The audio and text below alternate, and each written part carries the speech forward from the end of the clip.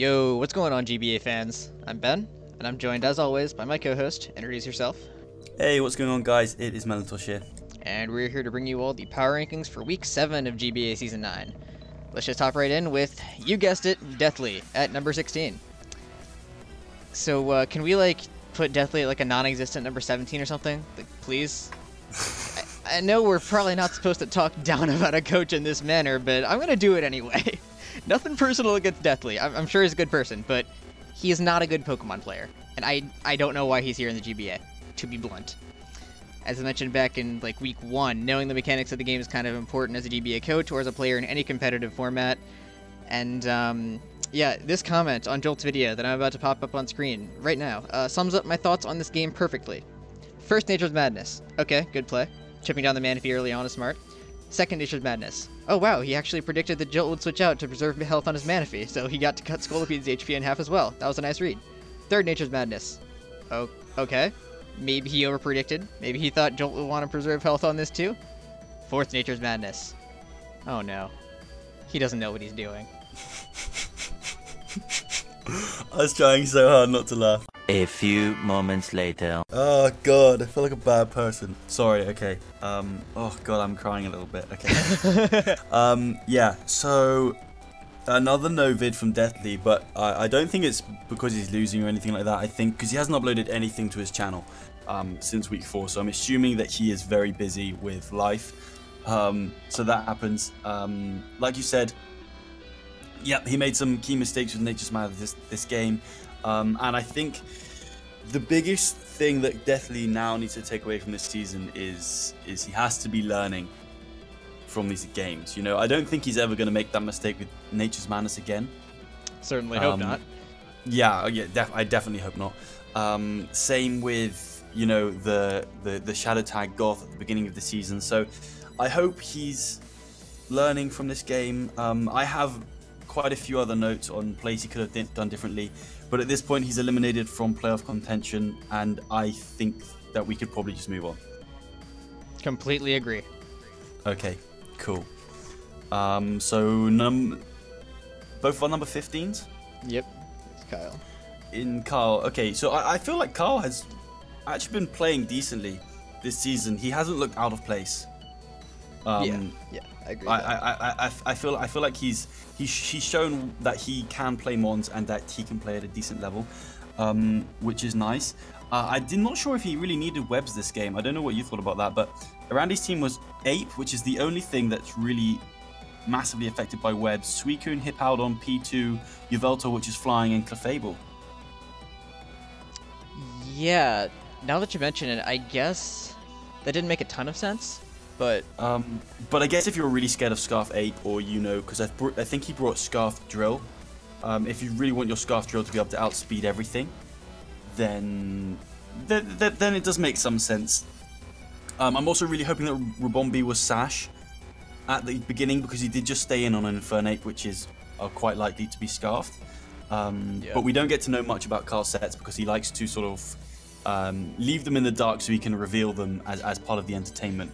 Yeah, so basically I just hope he was Sash Rabombi, because otherwise that play didn't really make sense. I like that he takes notes. I know lots of coaches don't really take notes, but I mean, he has made some thumbnail mistakes in the past, so it's definitely a good thing that he is taking notes. And also the other thing I want to say is it's hard to tell if he has a game plan, a bit like I mentioned before, because he likes to hide his sets so that they're more exciting when he reveals them.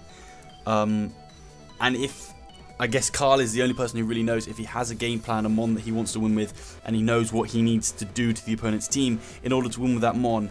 And if you don't, then I think that's something that you can include in your, I guess it's almost part of the team building, I would say. And it's also part of the play as well.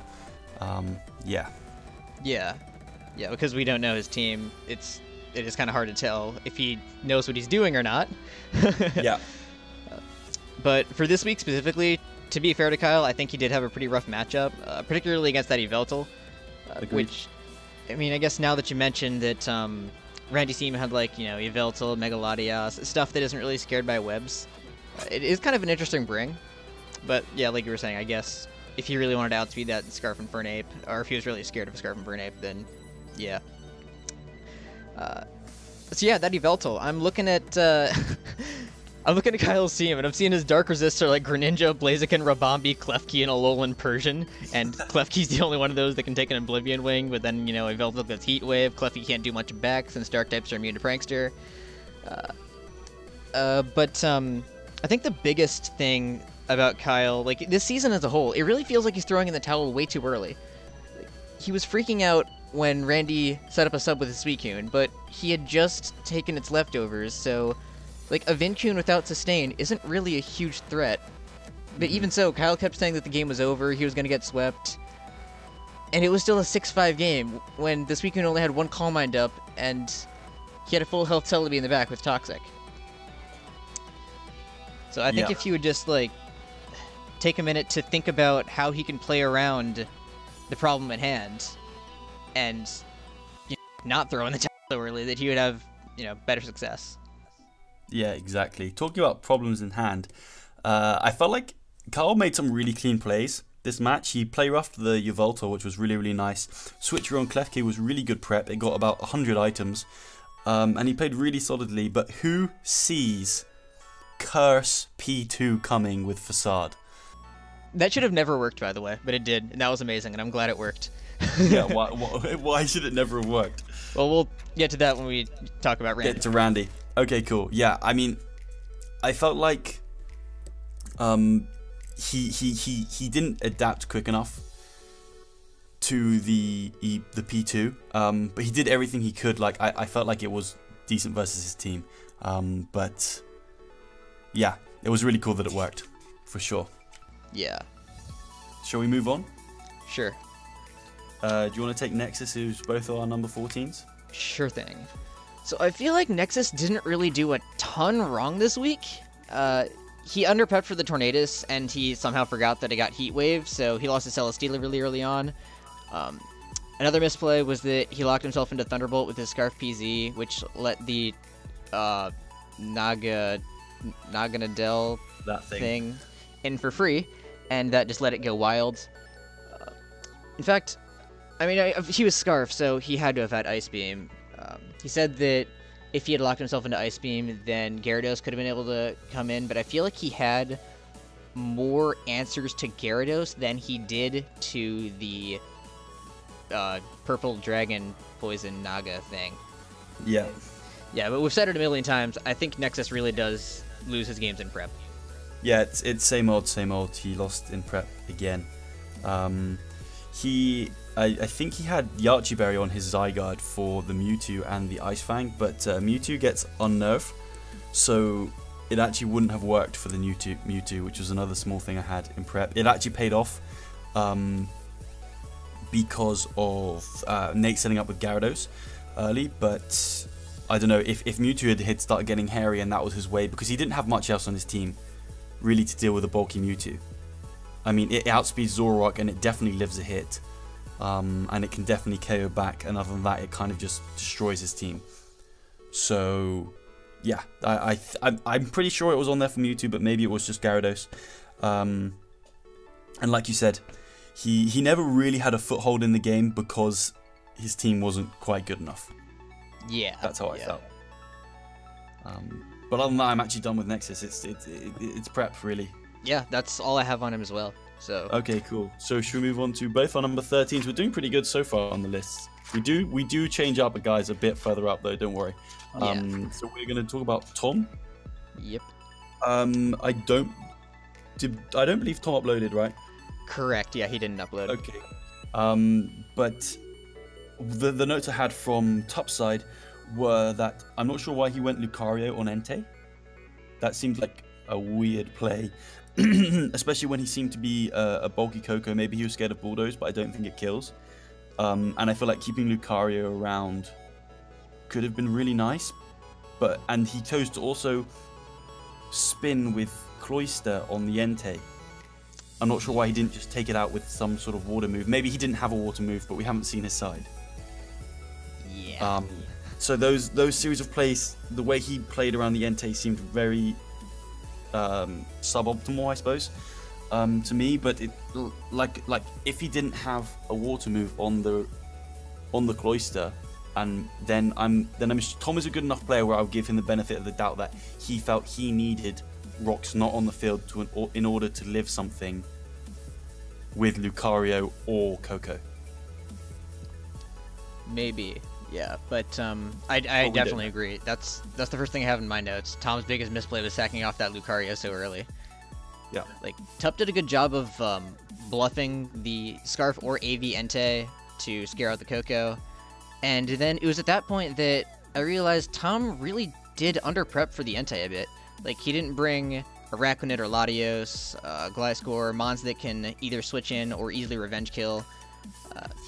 And yeah, as a result, he had to go into his Mega Lucario to try to not revenge kill, but chip it down. Whereas had he gone into something like Coco, I don't think Entei was actually in range of Coco at that point because he didn't have a Calm Mind up then.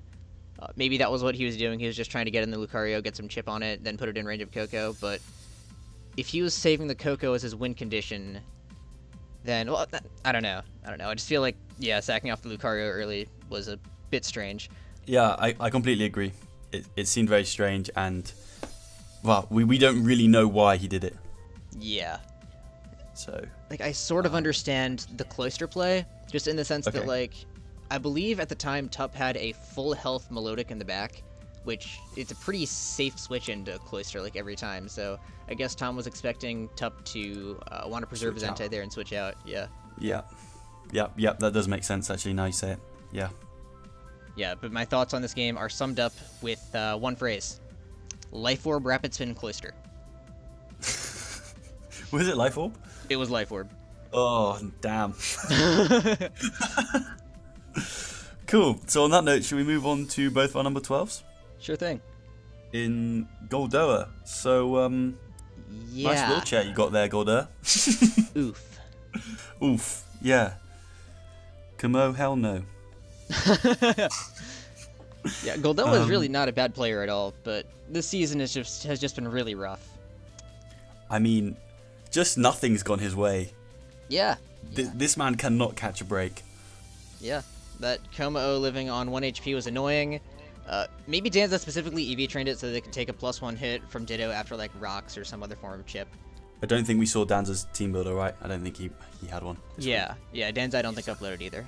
I kind of expected that the Como would be sub DD 2 attacks, but I mean I guess this worked too. Goldoa did misplay a little bit by not doubling out his Ditto to try to kill the Como when it was at -1 defense, but I mean, he still would have been on the back foot at that point. I don't know if he would have been able to pull the game back. He at least would have been able to save some differential. And I do think one other mistake that well, this one is arguable. One mistake he might have made in prep was that his Scrafty was pure setup fodder for the Como. He could have brought Ice Punch to at least pressure it, but to be fair, it wasn't supposed to check the Como. It was a special tank designed for other mons on the team, and he would want to preserve it for those. Like, maybe he could have brought Scarf Lele or something else that could more safely revenge a +1 Como than, like, the Ditto, but, yeah. Like we said before, Goldoa is just not a bad player, but, yeah, this game hurt. Yeah, I think Goldoa is 100% a really good player. Just nothing is falling his way this week. But other than that, I think all my notes are exactly what you just said, so I feel like we can just move on, to be honest. Awesome. So let's take your number 11 and my number 10 in Nate. So I think Nate sacked off his Nog. He sacked it off too early. He was talking about how he needed to break the Mimikyu's disguise or start getting scary, but he had a full health Skarmory in the back as well as a Moldbreaker Mega Gyarados that hadn't Mega Evolved yet, so it could Intimidate, Dragon Dance, then Mega Evolve and just kill through disguise. I'm assuming a +1 Gyarados killed. I haven't actually calced that, but I mean Gyarados is really strong and Mimikyu is kind of physically frail, so I'm just gonna kind of assume that would kill. The only thing is Mimikyu might be able to outspeed. Oh well, I was thinking after a Dragon Dance. Oh, okay. Since yeah, he doesn't have to Mega Evolve turn 1, which he took full advantage of in this game actually. Yeah. Other thoughts on this game? I think the bulky Life Orb Mewtwo seemed a bit counterintuitive, because if he had sent it in earlier in the game, he would want to make sure that he could still check the +1 Zygarde complete in the late game. and had he taken a couple of rounds of Life Orb chip, that wouldn't have been possible. Because I seem to remember after the +1 outrage, he was left at like, I don't know, 30 HP or something like that. But he was chipped down super, super low, and yeah, had he attacked earlier in the game, he wouldn't have been able to take that hit. Yeah, he got really low after the Life Orb hit he took from Ice Beaming it. Yeah. Yeah. Definitely. But otherwise, I think he played this game pretty well. Yeah, I agree. I think he did play the game really well, and I think it was a good win for him. I felt like he had control of most of the game. And also, like you said, even if you really feel in that situation, you need to break the Mimikyu's disguise, which I agree with you, Ben. He didn't have to, but maybe he felt like he didn't want to play a 50-50 with a Z move, and it could have killed Garrett +1. I don't know. But at least on the most obvious Shadow Sneak of your life, go Skarm. Yeah, that's fair. After you've broken the disguise, at the very, very least, go into the Skarmory, and I mean, Skarm wasn't there for much else on the team. I mean, like, and then he goes Gyarados after, and I feel like he still should have gone Skarm. Because what did he have? He had like P2, Zoroark, and Zygarde, all which beat Skarm. Mm-hmm. So, yeah, that was basically Skarmory's job at that point. Yeah, exactly. It was Skarmory's only job. And to be fair to him, although it may have seemed like the only opportunity for Gyarados to set up, it would pretty much always set up on a Zoroark. It can definitely take a hit from Zygarde at full, especially with the Intimidate if he wants to keep that around. If P2 is locked into the wrong move, it sets up on that. So I don't feel like that would have been his only chance to set up with Gyarados. And if he had set up later, potentially it could have just won. Granted, he did get unlucky with the crit as well, and maybe he would have gone for a second DD and won. Maybe he would have gone for a second DD and won the game right there if he didn't get the crit. But I just felt he didn't use Skarm. I felt like that was Skarm's job, and he didn't use it for that this game. But like you said, I felt like he played decently, and well done. He's 3-4 now, so he's kind of breathing down Tup's neck. Hey. Yeah, I think he's 2 games behind Tup right now. Yeah. Do they play again? I don't think so. Okay. I don't think there are rematches in the regular season. I don't think. Okay. No, okay, I don't think they do either. I'm just quickly glancing over the schedule. I don't think they do. No. Okie doke. So, I guess now we can move on to... My number 11, and your number 9? Sure. And that is Danza. So Danza didn't upload this week either. But he got a 6-0. So, well done. I mean, Kamo was a huge threat. He played it well. And Danza is a good prepper. We've been saying this even when he was taking all the losses. He's a good prepper and he's a good player. So it's not hard for me to believe that he EV'd his Komodo to live that. But we don't know. So, yeah. Yeah. We don't really have much to say on Danza. I mean, like, it took him a while. He's finally back to his normal self. Yep. And yeah, that's about all there is to say, I guess. Cool. Right. So shall we move on to your number 10 and my number 9? Sure thing. In Necro Stevo. You mind if I go ahead and take Necro? Yeah, go for it. So first things off the bat, not a big deal. It happens to everyone. But just check your mons before you go into the battle, because he wanted to have a regenerator assault vest Mian Chao when he had reckless instead. Just because I think he had the regenerator one in the PC, just picked the wrong one. So happens to everyone. Done it. I've done it myself. So just make sure you try and check before the matches. I really liked how he had a win con and a backup win con this game. Like he had a clear game plan in mind. Did I say that right? Yes, let's go. Nice. There's the first time for everything, I think. Yeah, and I felt like this is the first time he's really had that. He's had it a few other times, but this is the first time I felt like he hasn't set up a bit too early with his win con or something like that. I felt like he used them very, very well this game. He had a very tough decision to make. He was in with his Alakazam versus the Lax, and he clicked Taunt expecting Curse, but Leo didn't actually have Curse. So the reason I think that Counter was slightly the better play is because it's kind of win-win. If he clicks Counter and Leo clicks Curse, then Snorlax is scared out. The only thing you lose is the surprise factor, but you still keep your Zam's Tash, your Zam's, not his Tash, oh my god, the mighty mustache of Alakazam. No, the Zam's, what's it called, a sash, intact, and you have the counter mind games for later on in the match. Yes, you lose the surprise element because it is a really cool tech that I don't think many people would see coming, but it's more optimal because you have more chances of a good ending. You know what I mean? Because if you click Taunt and he doesn't click Curse, because there's only one scenario where that works perfectly. So that's why I feel like Counter was the slightly better play there. But I can completely understand why Taunt makes a lot of sense. And honestly, Taunt Counter Mega Alakazam was really cool prep. I really like that. What else did I have? Oh yeah, Xerneas should have clicked Rest. I'm not sure if he mentioned in his, I don't think he said in his, I think he remembered that the Marshadow had +2 SPDF, but if he clicked Rest, then he just gets more chances to get the Moonblast roll that he needs, rather than just banking off Leo being banded, which is what he was banking off, instead of going for the Shadow Sneak, because he thought he was going to be able to outspeed and rest up, but in that situation, I mean, he was in a winning position. So yeah, always rest there, I feel. But other than that, he played Leo, who is, well, he's one of the best players in the league right now, for sure. And I felt like he had a very good chance to win this game. And a lot of Necro's game have been, he could easily be 4-2. Completely agree. Yeah. Sorry, 5-2. Sorry, 5-2. Yeah, that. Yeah. Very, very easily, and it's not like he made huge misplays or anything. It could just a little switch, and it could be different. So that's why I have him above Nate, who actually has a higher record than he does.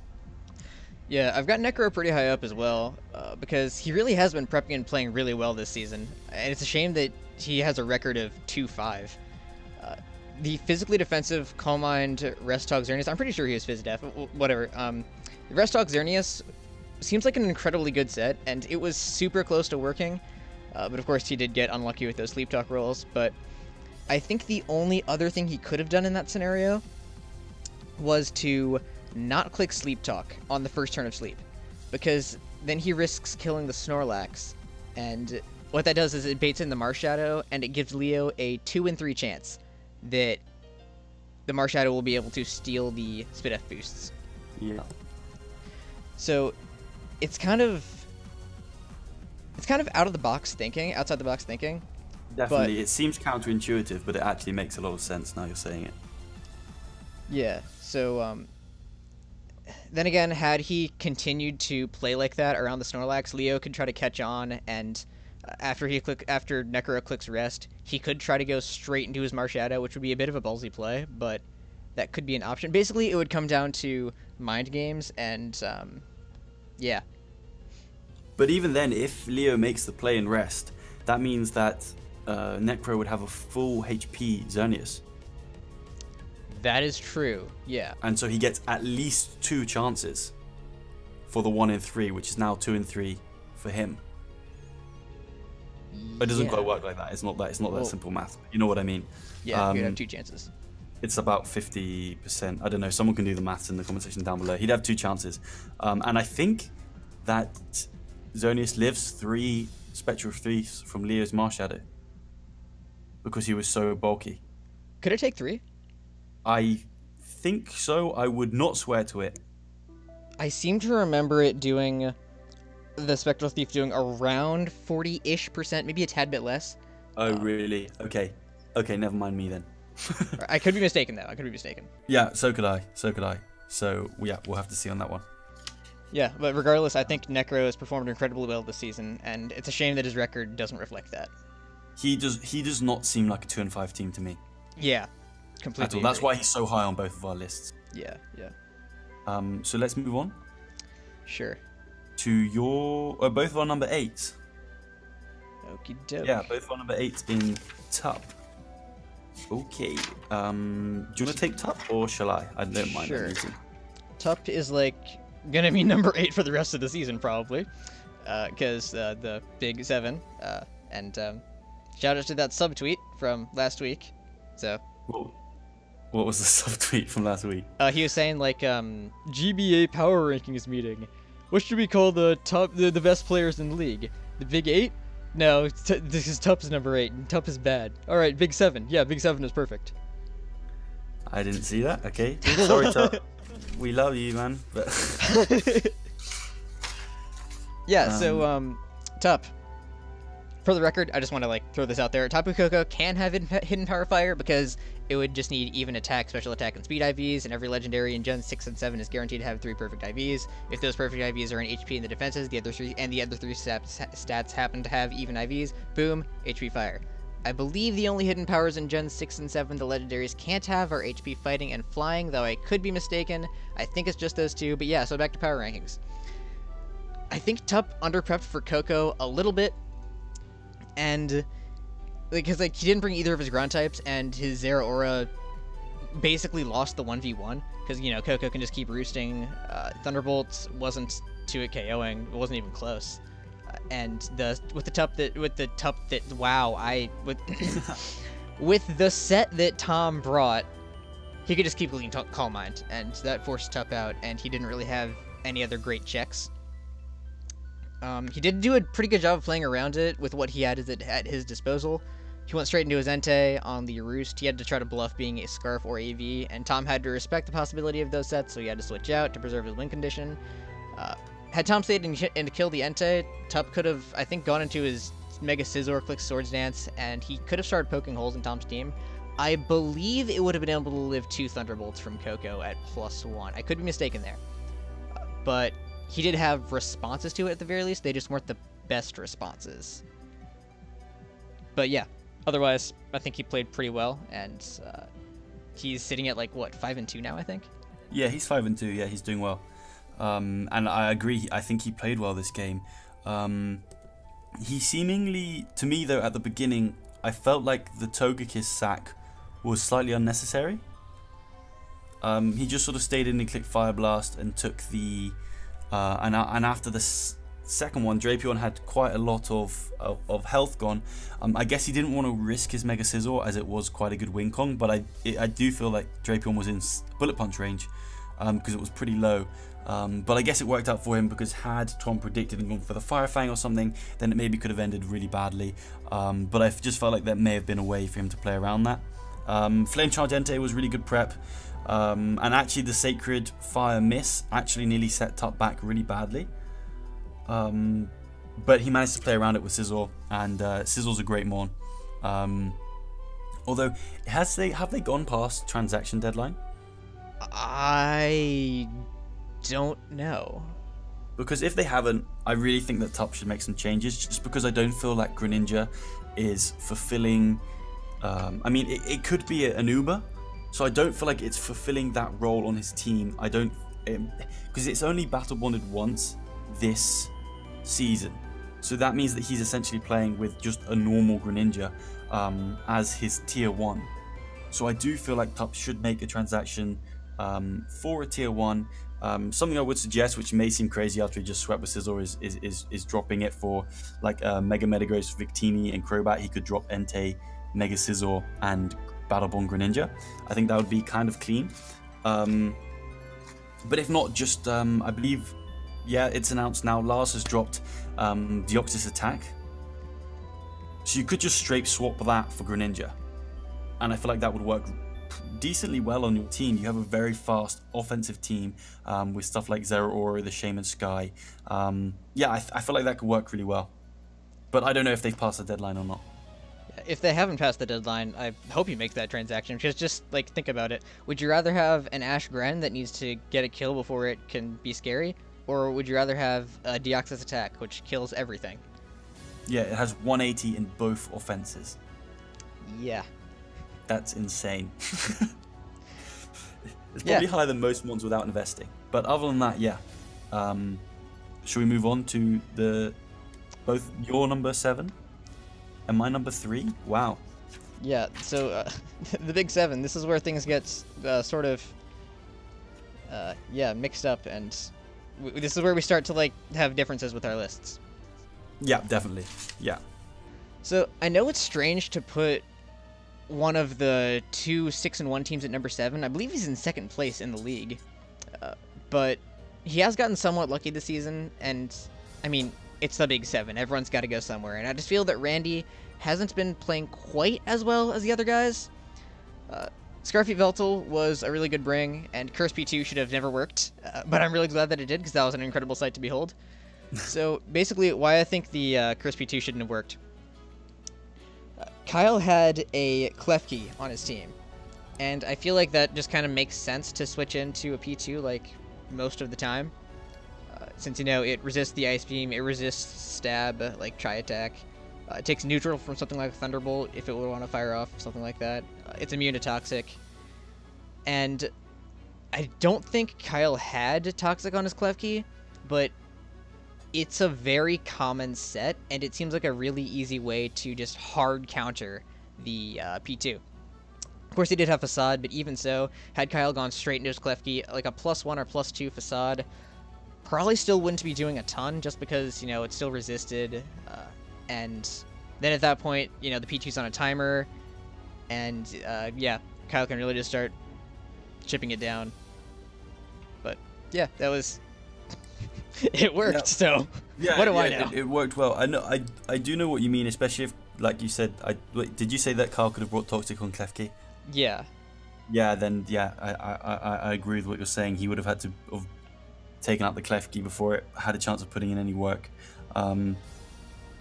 Or if Kyle had kept Switcheroo and he'd kept the Choice Band around till then. Yeah. Although then again, Facade +1 Choice Banded, that's not bad. That would be kind of disgusting, actually. Yeah, that would be kind of disgusting. And I feel like Randy played solid this match. Although I kind of question that he let his Suicune get Toxic by Celebi when it already revealed that the Celebi outsped the Suicune, and Randy had Protect. The Suicune outsped the Celebi. Yeah, sorry, yeah, I always do that. Yeah. My words don't come out in the right order most of the time. Yeah, and he had Protect to scout, and I don't think Randy scouted enough with... I mean, that's one of the beauties of having Protect on a Mon, is you can scout to see what move they go for. And he even said on multiple occasions, I don't really care if this thing starts setting up. So I definitely think that Protect was the play there. If he sees a Toxic, then he at least creates a mind game around whether he subs or whether he just Calm Minds or whatever it is. Yeah. Other than that, I felt he played well, and it was a nice win, and I loved seeing P2 set up with Curse. That was awesome. Yeah, and just one final note on Randy. One other reason that I have him sort of low is that he did play Kyle this week, and, you know, Kyle doesn't have any wins thus far. So, while Kyle at least knows the mechanics of the game, he hasn't had a great performance this season regardless. So, I think everyone expected Randy to win this, and the win wasn't overly impressive, but I mean, his team is still absurdly broken. He pulled out the win, and as long as he doesn't pull a Deathly, he should be in good shape to make playoffs. Yeah, it was very tight at the end. Yeah, yeah. Yeah, it was really tight at the end. That was a very good game. It was by no means a washover, I suppose. Like, Carl had real chances to win that game. Yeah, yeah. He was in it until, like, almost the end. Yeah, pretty much. Then P2 happened. Yeah, then P2 happened, yeah. And even at the end, maybe he could have pulled out his Greninja, but I'm not sure what that would have really got him in the long run on the Yveltal. Or if he got the roll on Yveltal and taken out with a Hydro Pump. I think he did kill the Yveltal with Hydro Pump. It was just that the Yveltal was Scarf, so it got off the Oblivion. Oh, yeah, yeah, sorry. If he had maybe switched out on the Oblivion Wing. But then again, I don't think he had a switch in. I think he may have had Klefki. Yeah, anyway. He didn't, so... so should we move on to my number 7 and your number 3? Okay, these are switched. Indeed. Aaron. So Aaron, he didn't have much for Lugia this match. A Calm Mind Lugia, which I feel is quite an obvious set. Although Envy played it absolutely beautifully. After Mamo had gone down, well, basically my point is he shouldn't have let Mamo go down so easy when he has such a problem with a Lugia. That is one of, like, this thing is stupidly bulky. It's actually so bulky, it's outrageous. But when his main physical attacker is Mamo, and it's his only physical attacker that can hit it super effectively, you need to keep that thing around. Also, how is Lugia so fast? I wish I knew. Look at its wings and then look at the size of its body. It makes no sense. But it is. I felt like he could have had Toxic on some of his mons, and that would have really helped with his Lugia prep. But at the end of the day, he lost to Envy, who is playing, I mean, he's on a 4 or 5 game winning streak? I think a 5-game winning streak, yeah. Well, a 5-game winning streak, so it's really not that bad a loss. He's one of the best players in the league right now. You can definitely keep your head up after that loss, and I'm sure he's going to keep winning. Yeah, I think Aaron just kind of played right into Envy's hands. Like, he tried to pressure out the Empoleon with his Mamoswine, but because Envy was Shukaberry, he could just stay in and kill it, getting that out of the way for Lugia. Then Aaron sent in the Kartana and revenge killed to revenge kill the Empoleon. But then at that point, Envy could just, send in the Giratina afterwards, which guaranteed lived a +1 knockoff, and then put it in range of the Dougie if Aaron did indeed reveal to be not scarfed. But I don't see what much else Aaron could have done in the game. Like you were saying, maybe he could have slapped Toxic on some things in prep. Or maybe he could have gone into Zergatry on the Empoleon instead of the Mamoswine. But Yeah. If in that case, then he wouldn't want to click Thunderbolt in fear of being revenge killed by the Doug Trio. Yeah, as it was scarfed, yeah. Yeah.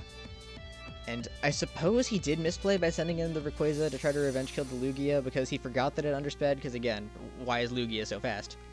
Especially, it's faster than the Rayquaza.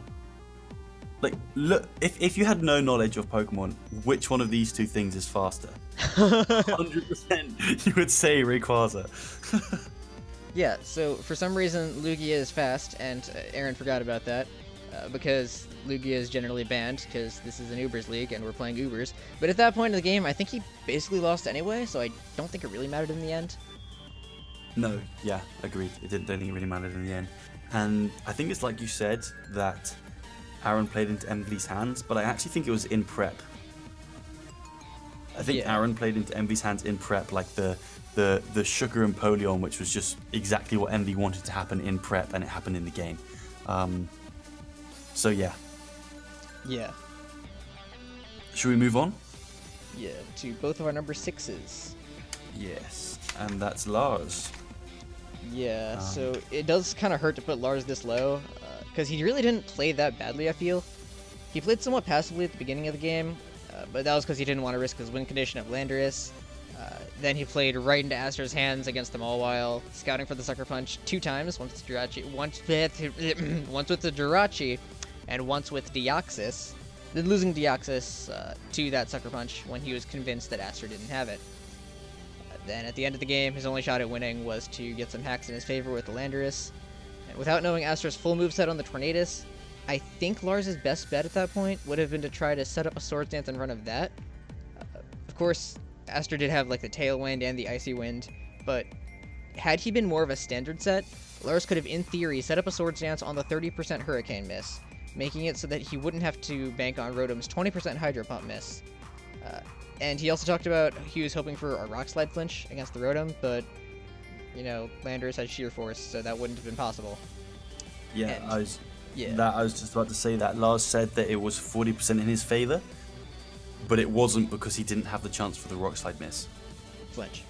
Flinch, yeah, he did have the chance for the Rock Slide miss. This is my words, man. What is wrong with me? You literally just said what I wanted to say.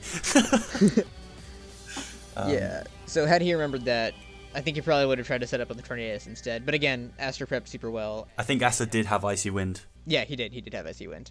Yeah. And Tailwind. So he didn't have to bank on the 70% accurate Hurricane. No.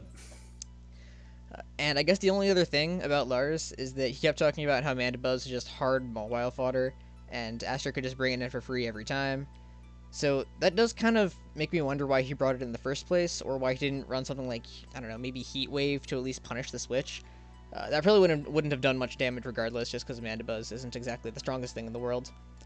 Yeah. And I doubt he had the move slot for it. But off the top of my head, I can't remember exactly the role that Mandibuzz was supposed to fill. Maybe he could have tried replacing it with something like Cuffagrigus instead. I don't know, just a thought. I don't remember if Lars considered Cuffagrigus or not, but I'm sure he had a good reason. I think it's kind of a problem with Lars's team where Mandibuzz is the pretty much only defogger outside of Lando. So if Aster had gone like a Toxic Spikes, Rocks, or Stack route, then he needs a defog on the Mandibuzz. Yeah, that's fair. I think, but that's a problem in his team. And I also like you said, maybe Koff could have been better this game because that would at least give him somewhat of a switch into Morwell. Yeah, so he could remove the huge power. Yeah, exactly. But it's still not that great a switch in. Yeah, it probably dies to a knockoff. Yeah, Morwell is just such a hard one to switch into. And so obviously the turning point of the game, like you mentioned, was when he switched in his Deoxys attack on the Morwell and Aster baited him like a god. But I wasn't sure. And so Lars said he didn't want to go into Kyurem because it would take more damage, but I feel like subbing on Kyurem is less obvious. Because like Aster said in his commentary, there is only one reason you you switch in your Deoxys attack on a Morwell, and that is to click sub. So, although it was a very, very good bait all game from Aster, it was obvious that Lars was clicking sub there. Whereas if he had gone Kyurem, I think it's less obvious that he clicks sub. Yeah, because he could just, in theory, kill it with an Earth Power from that range. Yeah, exactly. So you get to find out that way if it has Sucker Punch or not. Or you don't even have to sub there, you could just attack. But I think Lars said that he wasn't sure if it was in range. I think that's why he did it. But it was in range. But that's kind of hindsight 2020, he didn't know that. And let's be honest, Aster, I mean, I agree with Lars that I do feel like that it was a good bait from Aster rather than a major misplay from Lars. Yeah, I agree with that. It was just Aster playing well.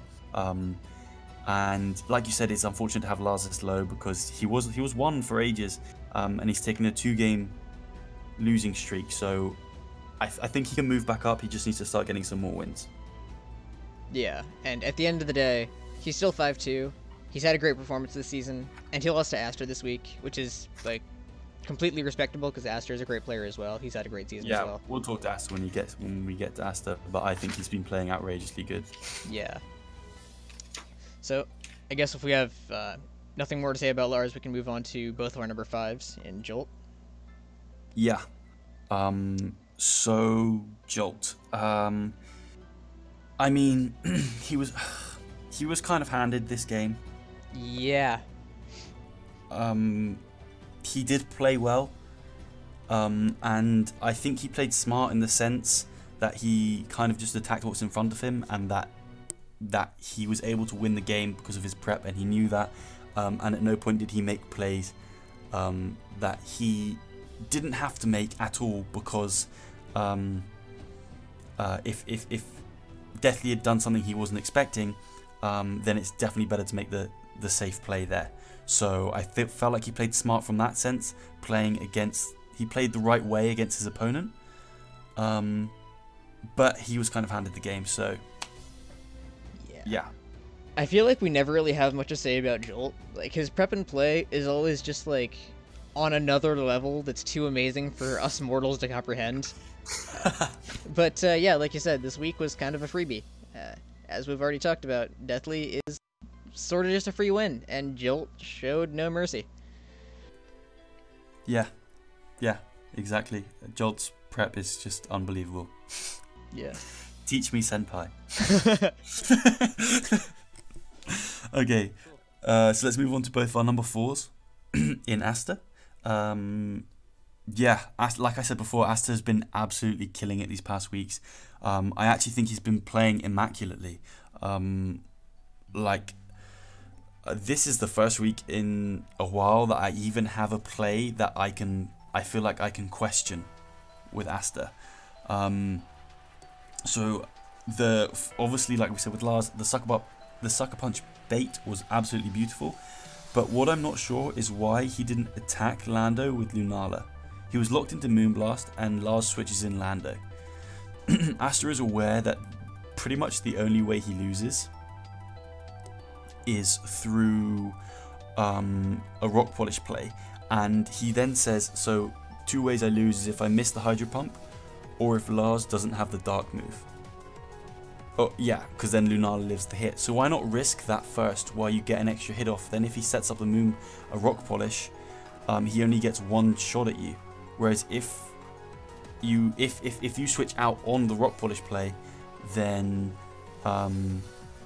Lars can take out the Taunt, and then you have to go into the Rotom without, and the Lando hasn't taken any damage. So I feel like just going straight for the Moonblast there may have been a slightly better play, although I do see that if Lars goes straight for the Earthquake, then Tornadus comes in and just takes it, or he goes for Crunch, it probably takes that as well.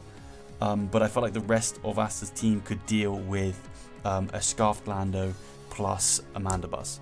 So other than that, I thought he played immaculately. Yeah, Aster was saying that he was like super tired when he prepped, but I think it was that prep that won him the game. Like, I mean, he certainly played like really well as well. He had the Tornadus to check the Landorus prior to the Rock Polish being set up. He had the Rotom to check it if it did manage to get the Rock Polish up.